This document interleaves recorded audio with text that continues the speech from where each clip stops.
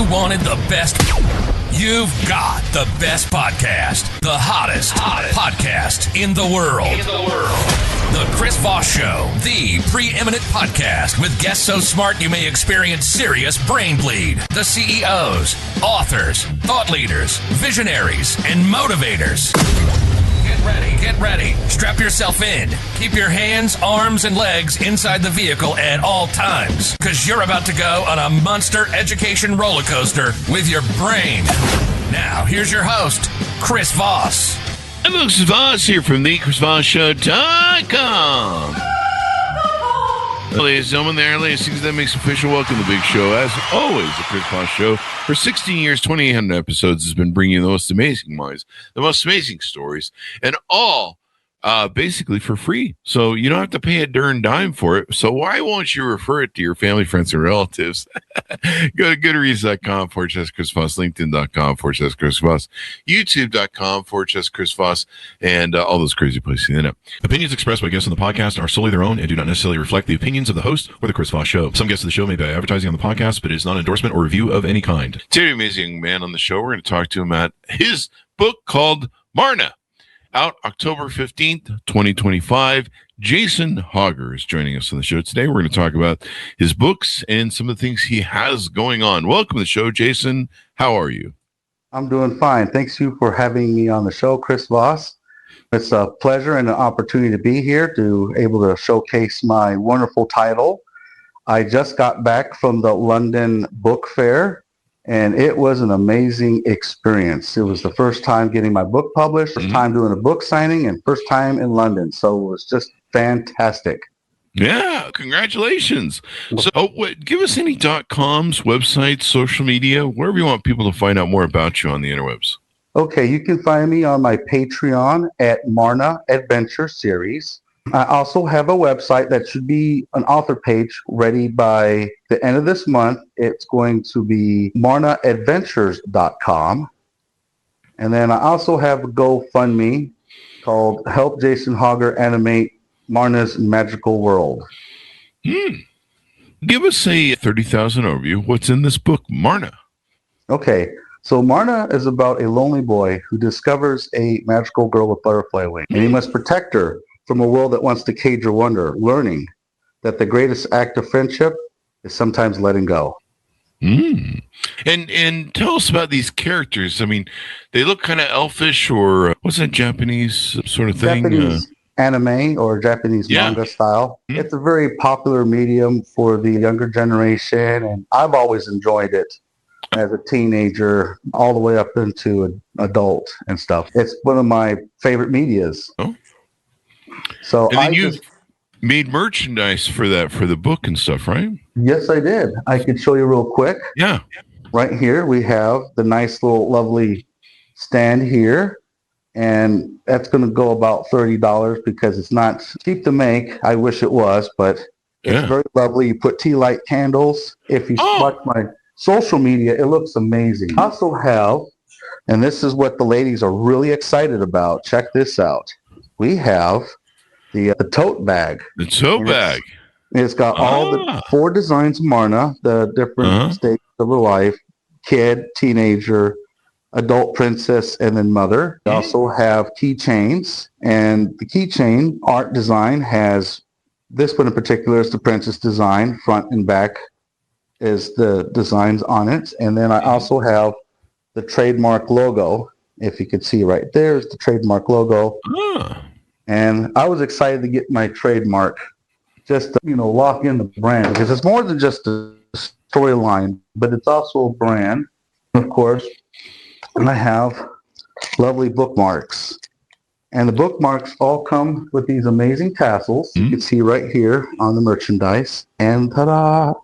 And this is the actual book. It's going to look like the paperback volume. And I bookmarked one of my favorite pictures in here. And this is going to be the butterfly garden from the Henley Dolly Zoo, without saying Henley Dolly Zoo.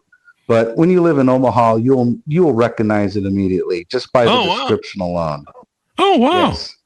Yes. It's got all the merch. He's got the book and the merch. Most authors we have the show only have the book. Good job. We all need to merge I more. also have a screenplay and screenplay treatment that I did myself. Then I went to Explora Books, and then they went and did a professional touch-up. It is done by a talented Steve Sanchez. You may know him from the Pirates of the Caribbean. If you remember the very last one, he was one of the non-speaking roles. He was one of the conquistadors. So when I had a Zoom call meeting with him, I immediately recognized him. It's like, oh, I know who he is. It's like, yeah, one of the conquistadors. So we had a great time. We shot some ideas back and forth, and then he went and just touched it up beautifully. I could see the difference between my amateur version versus his professional, and I'm learning a lot just from looking at that. Yeah. Give us the background on this story. How did it come about? What was the development of it? Is there more than one book, et cetera, et cetera? Okay. So we're going to start decades ago when I was in the first grade. I was a little kid. My teacher gives us a creating writing project, and it was only going to be about one page. And I was going to read it to the classroom. By the time I got done reading the story, all the girls absolutely loved the story so much. They were drawing the pictures of the butterfly girl. And then when I was done with the story, they were handing me the pictures. I had my own fan art even back then. And I wish I had all the pictures. I wish I had the original manuscript from 40 years ago, but that's a long time to hold on to anything. So then later on, as an adult, I went to the beautiful tropical island of Bonaire. And that's a Dutch island 50 miles north of Venezuela. Absolutely gorgeous island. So I'm walking on this tropical paradise with flowers and lush green and palm trees. And then I see monarch butterflies all over the place. More monarch butterflies that I have seen in years. And it was just, and then the memory just came back to me. Oh, wow. And then I was like, the story, it just came to me. And I had a journal with me. I was just going to write some poetry, maybe some songs. No, I opened it up and I started writing the story right then and there. So you can imagine sitting on the beach, you got these gentle waves just hitting the shoreline with the beautiful white sand, the boats in the background, the sailboats, the seagulls. It was just a beautiful backscape. It almost reminded you of a Corona commercial. Oh, wow. Oh, yes. Corona just the best atmosphere to do any kind of writing. It's a nice escape. And then after I got done writing the story, I went back to the States and I read it to my test reader. My test reader is my best friend's stepdaughter. He ended up getting married to this lovely lady, and she had 2 kids already. One was a special needs, and the younger sister was my test reader. She was 12 at the time. So I read her the story. She absolutely loved it. She really, really loved it. And then I went and I shelved the book for a while because it was just a hobby. It was just for fun, you know. And then one day I find out that my father-in-law ends up getting terminal cancer. It was in the liver, and it spread, it metastasized, and it was terminal, and it was very painful. And I was sitting at his bedside, and as therapy, I started writing the sequel. Oh, really? Yes. For me, and I'm pretty sure it'll work for a lot of other people when you're going through hard times, like creating stuff, writing stories, drawing pictures, creating music. That is a great way to help you cope with pain and loss that you might be going through. So if you're struggling, just get into a book, get into some markers or something, do something. That's my advice. Anyways, back to the story. So I started writing the sequel, and unfortunately he passed away before the first act was finished. So then I take the same story, because I know my test reader is going to love it. I read it to her. Not only did she love it, but I left her on the cliffhanger, and she's, oh my God, is he going to survive? Does he make it? I said, you're just going to have to find out when I write more of my story. So she was just on the edge of her seat, just, wanting to know more of the story. It's good. So then time goes by, I'm writing the story, and then more bad news. I found out that her mother ended up getting breast cancer. Oh, boy. I was like, oh, no, not this again. Figured I've been writing. So I feel that this might be therapeutic to other people that might be going through things to kind of help them get their mind off the pain of reality just for a moment. Yeah. Dive into a story and just enjoy the beauty of the moment.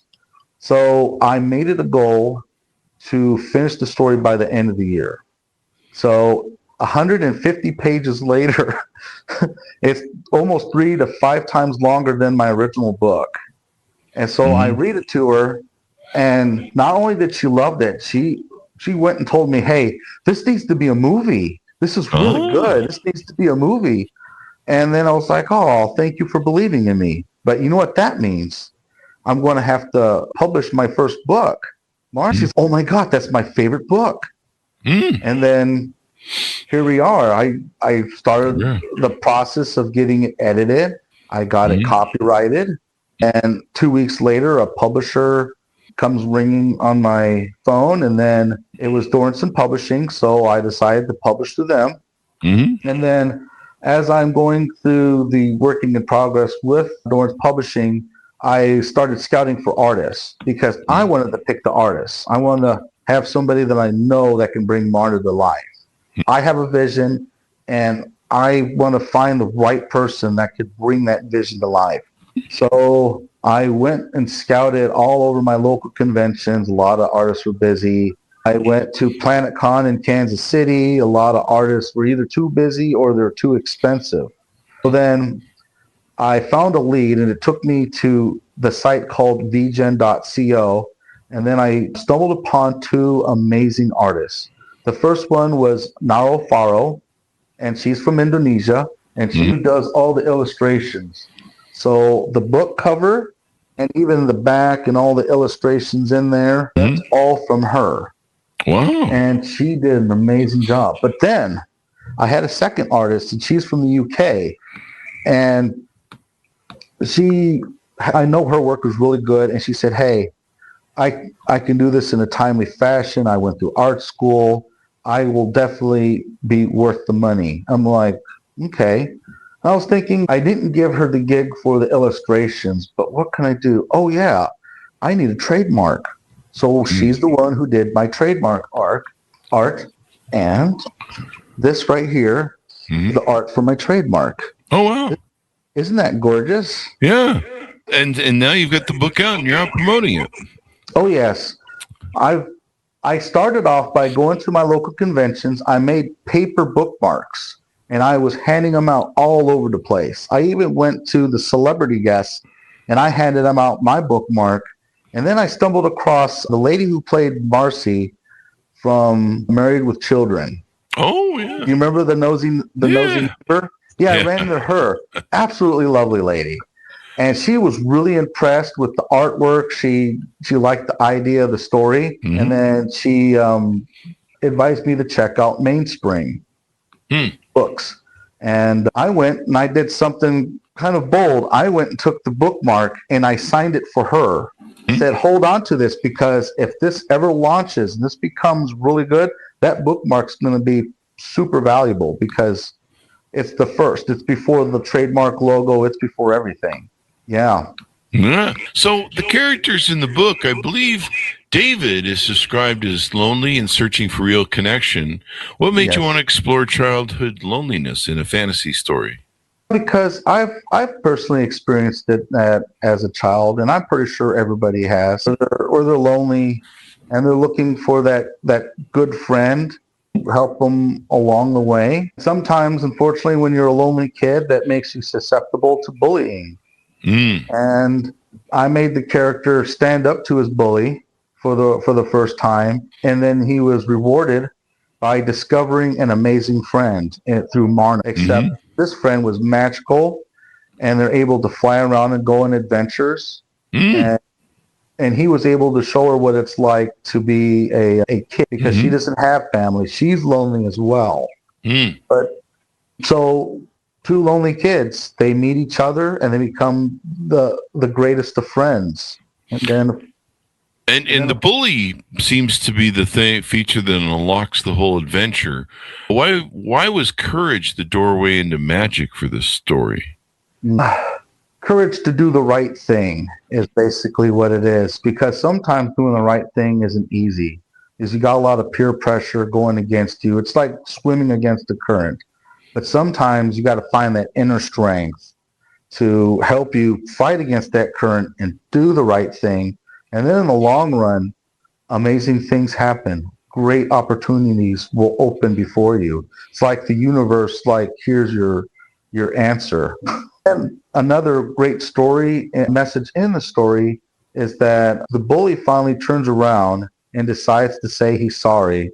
And then that's where courage comes back again, the courage to be able to forgive that said bully when he finally admits his wrong and he's willing to do the right thing.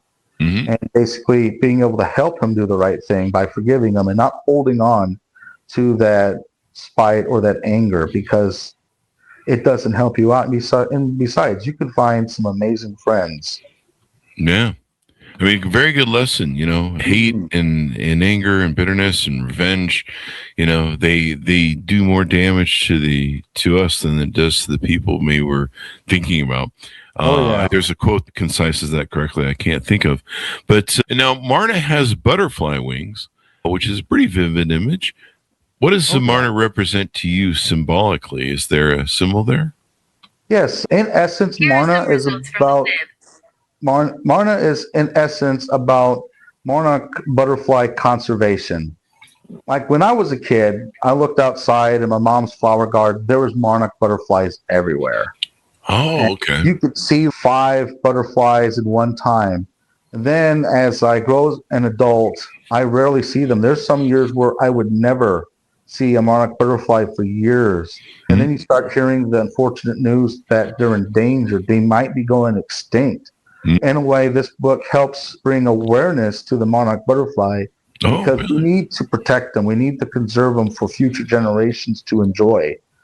And there are several steps that you can take. One step is making sure that you have milkweed in your yard. And if you have milkweed in your yard, do not cut it down. It might be an ugly plant, but it is essential for their caterpillars to eat that plant, pupate, and become a butterfly. Is literally the only thing they can eat. And then as an adult, and this also applies to a lot of other pollinating insects like wild bees and other types of moths and butterflies, make sure that not only you plant flowers, but you plant many varieties of flowers. So throughout the year, you have different bloom spouts in different weeks. So then they're not starving throughout the year. They have plants that they can return to in your garden year after year. And then, of course, it's beautiful to look at. Your kids are going to love it and appreciate just the small wonders in life. And then finally, and this is, I stress, is very important, is trying not to spray the poisons and pesticides and insecticides, because in the farmland, they spray poisons all over the place. In the commercial area, they cut the grounds to like a golf course, and then they spray it full of poisons. So that's another area they can't go.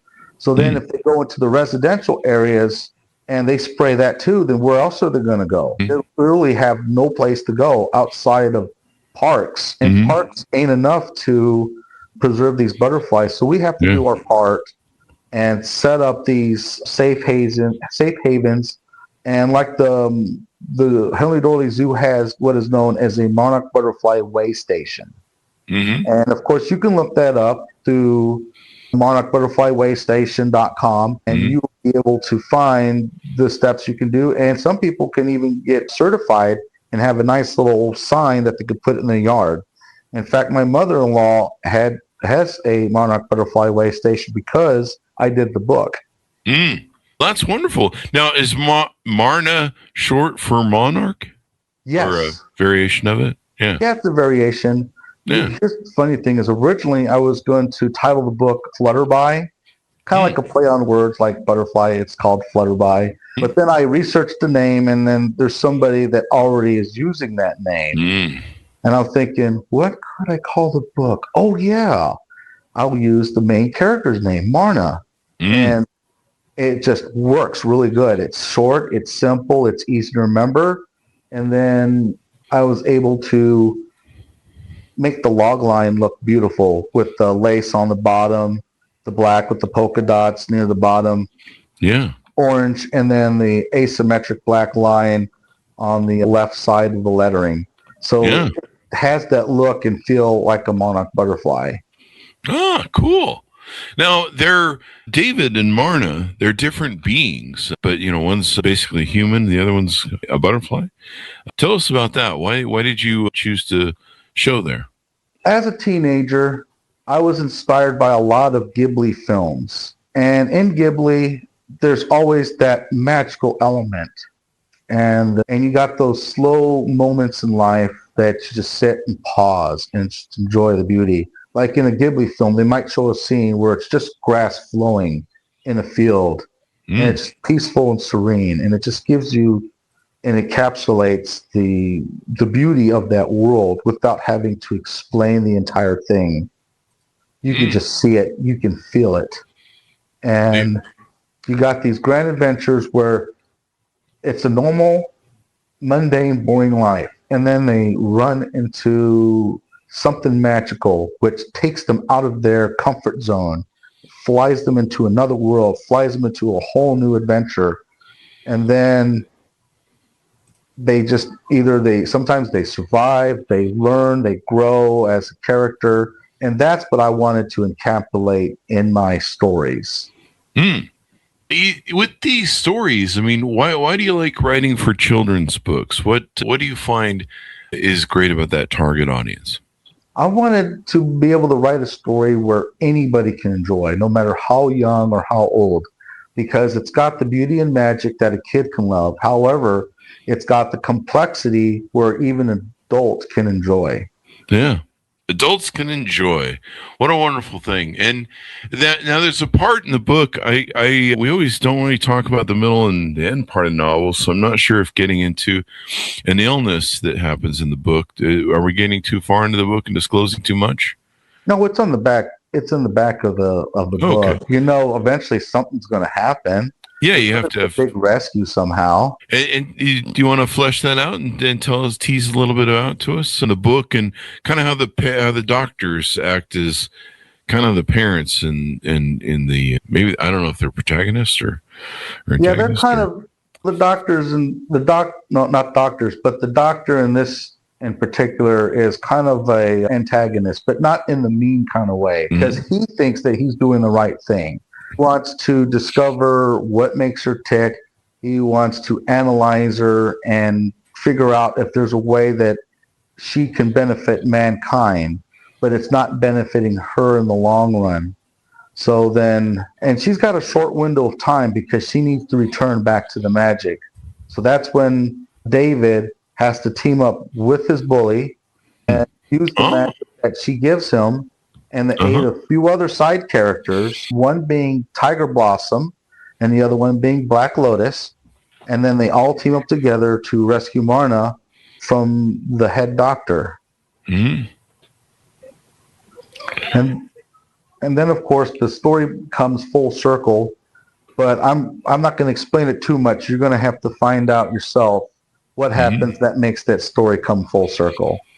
Full surprise. So wonderful stuff with the books. And now you had mentioned there might be a sequel. Is there a sequel? How does that work? Yes, anything upcoming? There is a sequel. It will be coming out later this year. I need to work a little more on the designs. I need to get my artists working on it. But it's a process. The book is going to be called Marna Book 2, Kissed by a Mantis. The trilogy, when I wrote it, was so long that I have to split it up into 3 parts. I have to, because in order to get that small book format and being able to fit 8 illustrations in there, there's no way 8 illustrations can justify that entire 154-page document. It's just not enough. There's too much important stuff in there. So I split up into 3, and it's just going to be an amazing venture. All new characters for those authors and creative writers that like the Enneagram, I try to make a character that matches one of each Enneagram and throw them in the story, just so they're not all the same. They all have their own struggles. They all have their own misbeliefs. They all have their fears and desires. That just makes them them. That makes them unique. They have their own character voice. Just stuff that you can look forward to in reading a fantasy adventure. Now, what's in for those people who don't know, I'm not sure if I'm pronouncing this correctly, an Enneagram?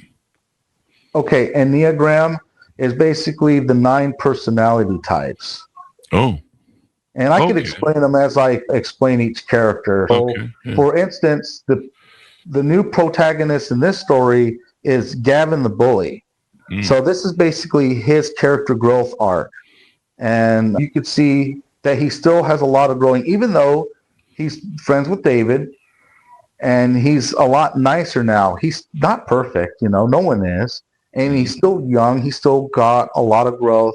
And somewhere in the story, it kind of reviews why he is the way he is at some point. You just will have to discover it as you read along. But his personality is the type 8. He's a challenger. He likes to butt heads with people. And it tends to make him a bully. But that's what it is like for your Enneagram 8s. And then he ends up running into this mysterious girl in green. So to set up the backstory for that one, or backdrop, is that he ends up getting shrunken down real small. The movie Honey, I Shrunk the Kids. If you ever remember that flick way back in the day. He gets shrunken that small, and he gets plunged in the world of the insects, and he has to survive. In fact, the beginning line of that book, The Kiss by a Mantis, goes like this. In the insect world, female is queen. So that is the opening line for that book. He runs into this mysterious girl in green, doesn't know that she's secretly a mantis.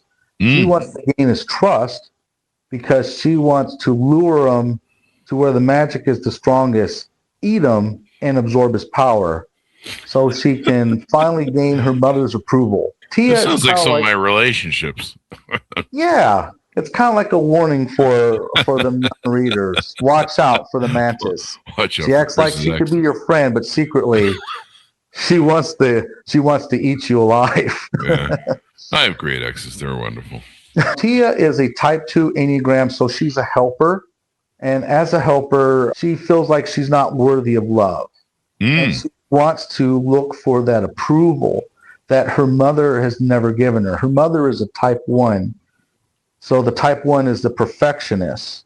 But she's not the nice kind of perfectionist. She's the tyrant perfectionist. Think of Mommy Dearest on steroids. Just absolutely brutal on steroids. That's some serious Joan Crawford right there. So she wants to gain her mother's approval, and her misbelief is if she eats him, gains his power, she'll get her approval. So man eater. Literally man eater. That's why there is. As Daryl Hall and John Oates would say, she's a man eater. Google it. Her title, because she's a princess, she's known as the Shade Princess. And her mother is the Queen of Shade. Whoa. Yes. And they're the ones that are most terrifying in that world. Even more so than the main antagonist. Sounds like somebody's mother-in-law. Yes, a scary mother-in-law. However, in how the book is designed, it's going to be more like an enemies to lovers, slow burn romance. So they don't fall in love right away. So the first book, it's not happening. Yeah. You're just going to have to wait till the third book and see what happens. Yeah. I came back from Thailand once with a slow burn, but that's a different story. I wrote that one beautifully, just right off the cuff. So there you go. I don't know what that means, kids, but I don't know. Anyways, I also threw in a pinch of a love triangle, but not enough to make it annoying. So one of the characters that Gavin runs into is an ant princess. This ant princess is a type 4. She's creative, but she ends up being over emotional over petty things sometimes. As a princess is a lot of times, you know. I know. It's the princess Enneagram, or like Anna Green Gables. They're the idealist. So anyways, she's surrounded by girls everywhere, just all over the place, just one big colony of ladies everywhere. And then she sees Gavin, the first boy she's ever seen. And she immediately has a crush on him. Why? First boy she's ever seen. You know, when else are you going to find another boy? Yeah. So you have that little bit of a tug between Tia trying to gain his trust and her having a crush on Gavin. So it's an interesting dynamic. Yeah, and love triangles. Another interesting, fun-loving character, I call her Speedy, the jumping spider. Oh. And she's like the little kid sister he never had. She's a type 9. So type 9s are laid back. They like the harmony and peace in the environment. They do not like drama at all. In fact, like that's me. They'll do their best to diffuse any kind of drama.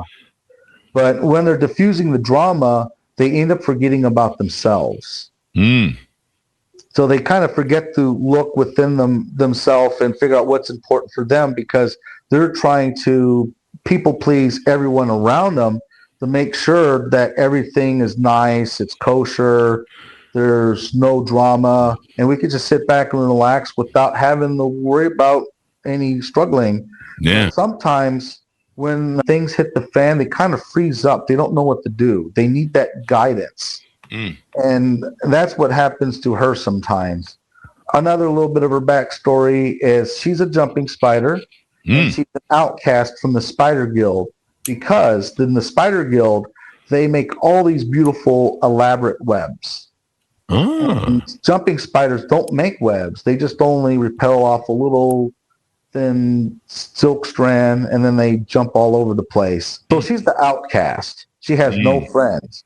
But when she meets Gavin, he becomes friends with her immediately, and then the two become inseparable. They're just like peas and carrots. They're best friends.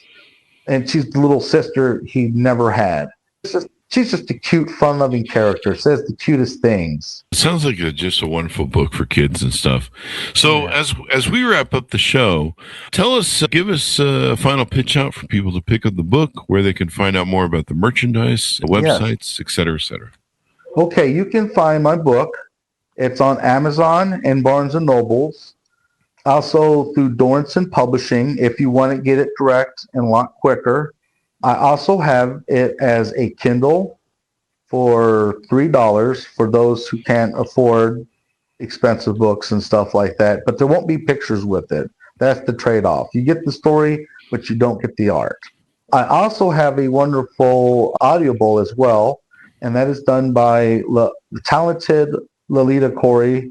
She had an amazing background in theater. When I scouted her out, I listened to her clip and she made me laugh, and I knew she was the one to do the narration of the book. So I have it on Audible. I want to say it's about $9. Don't quote me, because they're always changing the price on the Audible. You see, it's also available in hardback, and the hardback is absolutely beautiful. Just the way the book looks aesthetically, the warm colors are on the front, the cool colors are on the back, and as it wraps around the cover, it almost creates a rainbow effect. Oh, wow.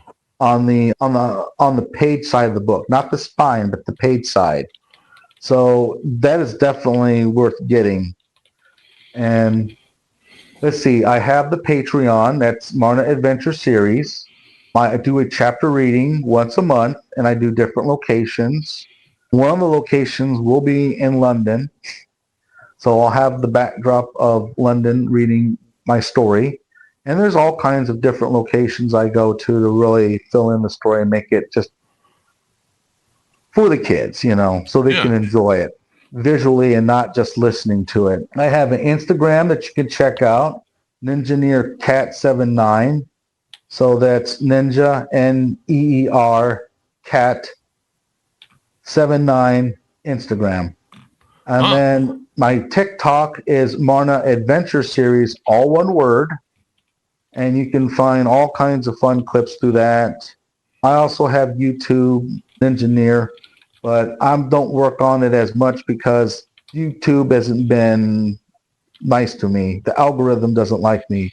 Yeah. But I have a lot of success in the Instagram and the TikTok. Yeah, you find it where you can. This has been wonderful to have you on, Jason. And I love that you're doing this series. I love the background behind it that inspired the story.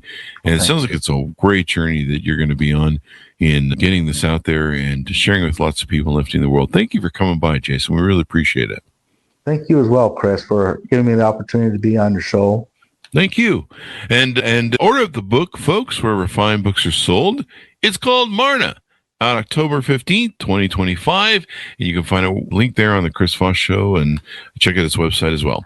To my audience, thanks for coming by. Go to goodreads.com/Chris Voss, LinkedIn.com/Chris Voss, YouTube.com/Chris Voss, and all those crazy places on the internet. Be good to each other. Stay safe. We'll see you guys next time. You've been listening to the most amazing, intelligent podcast ever made to improve your brain and your life. Warning, consuming too much of the Chris Voss Show podcast can lead to people thinking you're smarter, younger, and irresistible sexy. Consume in regularly moderated amounts. Consult a doctor for any resulting brain bleed.